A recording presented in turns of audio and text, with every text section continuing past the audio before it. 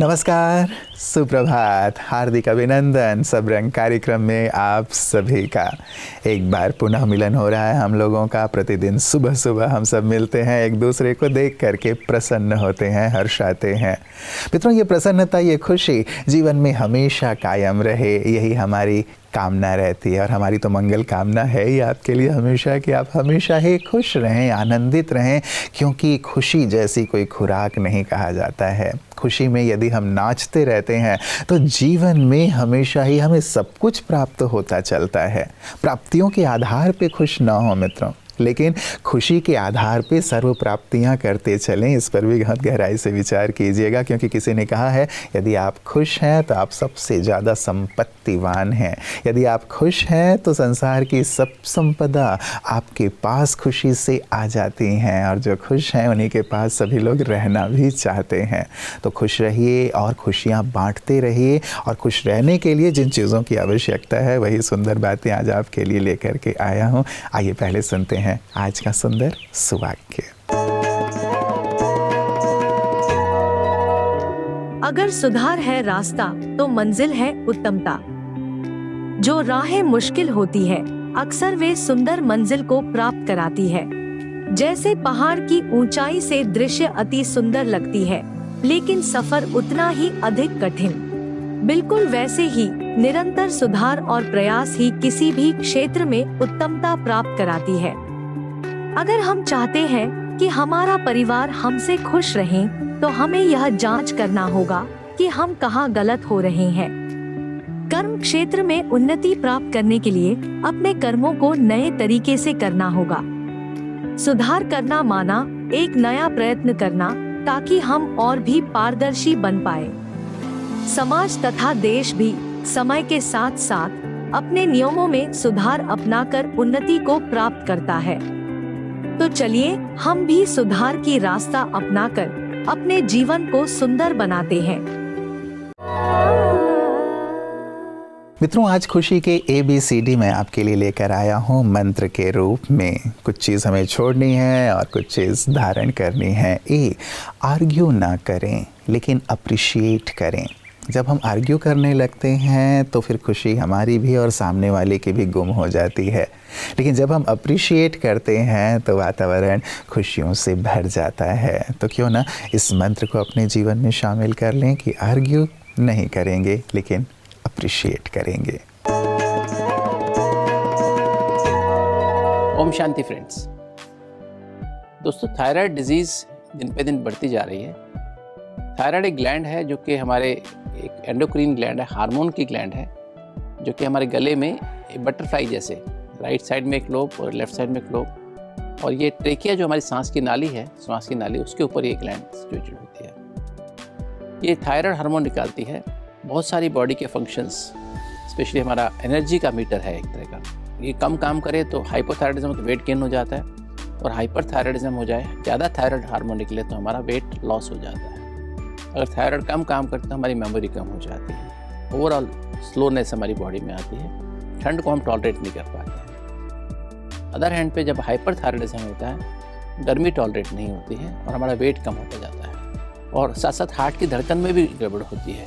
तो दोस्तों, इस मंथ जनवरी मास हर साल थायराइड अवेयरनेस मंथ के रूप में मनाया जाता है, जिसमें क्योंकि थायराइड की हार्मोन की बीमारी जो है फीमेल्स में ज़्यादा होती है, बहनों माताओं में ज़्यादा होती है, क्योंकि थायराइड कैंसर भी ज़्यादा मात्रा में बढ़ता जा रहा है। तो इसके लिए हमको अवेयरनेस रहे और हम आसपास के एरिया में फैलाएं। अगर किसी को थायराइड गॉइटर भी हो सकता है, गले में गांठ बन जाती है, तो इसका जरूर समय पर डॉक्टर से इलाज कराएं। अपना T3, free T3, free T4, TSH test कराएं, और इसके प्रॉपर निदान और प्रॉपर इलाज, बहुत सिंपल इलाज है जो हम समय पर करा सकते हैं। और इसकी फर्दर अगर हमें थायराइड कैंसर का डर है तो हम इसके बारे में फर्दर इन्वेस्टिगेशन करा सकते हैं दोस्तों। और इसमें मेडिटेशन का विशेष महत्व है। अपनी डाइट को ठीक रखें, एक्सरसाइज रोज करें, समय पर सोएं, समय पर उठें, और अपने खुश रखें। जितना आनंद में रहेंगे उतना थायराइड हार्मोन अच्छा काम करेगा, और मेडिटेशन के द्वारा आप अपना आनंद की स्थिति को बढ़ा सकते हैं। ओम शांति। हम ब्लेम ना करें, लेकिन ब्लेसिंग दें। हम ब्लेम करने लगते हैं दूसरे को। यदि किसी भी बात में हमारी तरफ से या उनकी तरफ से कोई भी बात ऊपर नीचे होती है तो इस वजह से ऐसा हुआ, तुम्हारी वजह से ऐसा हुआ, तुम्हारे अंदर ये कमी है, ये खामी है। जब हम ब्लेम करने लगते हैं तो खुशियाँ गुम हो जाती हैं। लेकिन उसकी जगह यदि हम ब्लेसिंग देते हैं, अपनी दुआएं देते हैं, तो बातें बहुत हल्की हो जाती हैं और खुशियों का माहौल हो जाता है। और सामने वाले में यदि कोई कमी खामी है भी, कोई गलती है जिसके कारण से बात बिगड़ती है, उसे दूर करने में भी उसे मदद मिलती है। इसलिए मित्रों, अपने मन से भी मुख से भी दुआएं दें, ब्लेसिंग दें, तो वातावरण खुशगवार हो जाएगा। एक विशेष चीज़ मैं देसाई जी आपसे जानना चाहूँगा, जैसे इस प्रकार की मेडिटेशन आप करते हैं या कराते हैं, अभी आप ब्रह्मा कुमारीज़ में आए हुए हैं इंटरनेशनल हेडक्वार्टर्स में, यहाँ आपने राजयोग की बात सुनी, देखी और समझी होगी। राजयोग को कितना प्रभावी आप मानते हैं सेल्फ ट्रांसफॉर्मेशन में, आदतों के परिवर्तन में, संस्कार के परिवर्तन में, या अपने टोटल व्यक्तित्व के परिवर्तन में? मैं मानता हूँ कि राजयोग का भी बहुत इम्पोर्टेंट रोल है in self-transformation, and self-transformation will lead to world transformation. This is what Brahma Kumaris believe, and बहुत ही बढ़िया काम हो रहा है देश विदेश में। अगर सिर्फ इंडिया में होता तो हम मानते कि भाई चलो ये भाई इंडिया का कल्चर है इसलिए हम लोग स्वीकारते हैं, लेकिन जब प्रदेश में भी इतना इनका एक्सेप्टेंस है, this is absolutely logical and it is something that people can see. So many centers in so many countries. At the individual level, when people actually sit in Rajयोग meditation for that period of time, they are completely cut away from the external world and go into their internal world. And when you go into the internal world, then only can you establish the connection with God. जो हम बोलते हैं आत्मा का जो संबंध होता है परमात्मा से, वो जब हम एक्सटर्नल ट्रैफिक जो थॉट्स के होते हैं इतने सारे होते हैं तो वो मुमकिन नहीं रहता है. इसलिए ज़रूरी है कि हम पहले इंटरनलाइज हो जाए. मैं कई बार ये कहता हूँ कि हम सबको पीस ऑफ माइंड चाहिए, लेकिन पीस ऑफ माइंड नहीं आता है. आपका चैनल का नाम भी पीस ऑफ माइंड है, लेकिन पीस ऑफ माइंड के बदले आप दुनिया में देखो तो mind is going two pieces. तो उसको क्या कारण है? एक कारण ये है कि हम प्रेजेंट टेंस में तो जीते ही नहीं. हम या तो पास्ट में हैं या तो फ्यूचर में हैं. And because we are in the past, worried about the past, और बिकॉज ऑफ सम गिल्ट और something that has happened in the past, we are not in the present. और फिर फ्यूचर एंजाइटी, फियर्स, क्या होगा. तो present tense में जीने के बदले हम टेंस इन द प्रेजेंट होते हैं, और मेडिटेशन से हम प्रेजेंट टेंस में आ जाते हैं. और वो इम्पोर्टेंट है. जी. NOW उसका मतलब क्या है? नाउ. नाउ में आने से if you reverse the word now you get one, WON. तो people who want to win in the real sense of life, win peace of mind, win happiness, you know, that they must live in the now.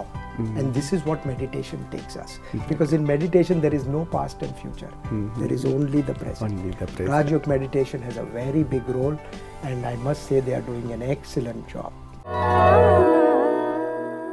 मित्रों, तीसरा मंत्र है C के तौर पे कि हम कंप्लेन ना करें लेकिन कोऑपरेट करें. जब हम कंप्लेन करने लगते हैं तो आप जानते हैं इसकी तो बहुत लंबी चौड़ी श्रृंखला बन जाती है कि ये है. शिकायतें नहीं मित्रों, शुक्रिया करें. ये भाव हमारे मन में होना चाहिए.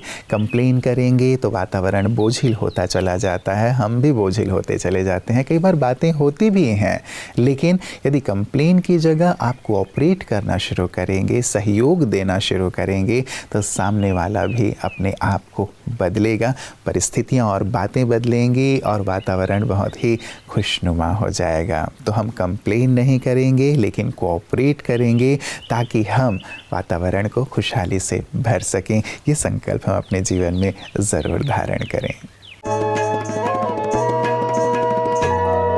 नव वर्ष 2024 के उपलक्ष्य में ब्रह्मा कुमारीज पंजाब फरीदकोट सेवा केंद्र द्वारा एक विश्व एकता महायज्ञ के उपलक्ष्य में एक आध्यात्मिक कार्यक्रम का आयोजन किया गया, जिसमें विशेष रूप से ब्रह्मा कुमारी संस्था की मुख्य प्रशासिका आदरणीय राजयोगिनी दादी रतन मोहिनी जी के शताब्दी समारोह का भी आयोजन हुआ। कार्यक्रम में पंजाब जोन की निदेशिका बी के प्रेम दीदी जी, मलोट सेवा केंद्र संचालिका बी के पूनम बहन एवं कोटकपुरा सेवा केंद्र संचालिका बी के संगीता बहन मुख्य रूप से उपस्थित रहीं। इसके साथ ही 600 बी के भाई बहनों ने भी भाग लिया, जिसमें से 108 भाई बहनों ने स्टेज पर बैठकर परमात्मा का ध्यान किया। इस दौरान ईश्वरीय ज्ञान और ब्रह्मा द्वारा स्थापना विषय पर एक लघु नाटिका भी प्रस्तुत की गई। इस अवसर पर बी के प्रेम दीदी जी ने आदरणीय दादी जी के जीवन के संस्मरण को साझा किया और उनके त्याग तपस्या के कदमों पर चलने की शिक्षाएं प्रदान की। अंत में बी के पूनम बहन ने विश्व एकता महायज्ञ के लिए उपस्थित सभी भाई बहनों से प्रतिज्ञा करवाई और विश्व में सुख शांति के प्रकंपन फैलाए।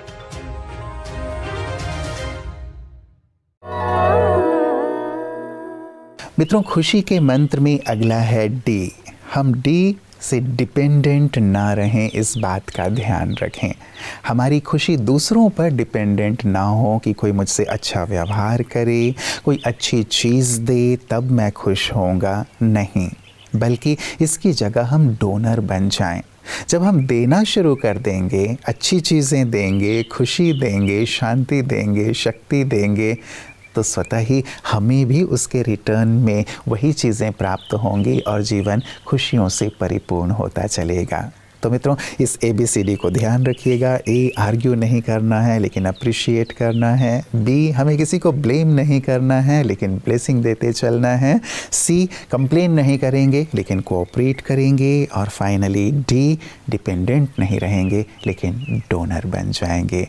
तो निश्चित रूप से इन ABCD को अपने जीवन में ला करके हम अपने जीवन को खुशहाली से परिपूर्ण कर सकते हैं। तो आपका जीवन खुशहाली से परिपूर्ण हो, इन्हीं मंगल कामनाओं के साथ। नमस्कार। ओम शांति।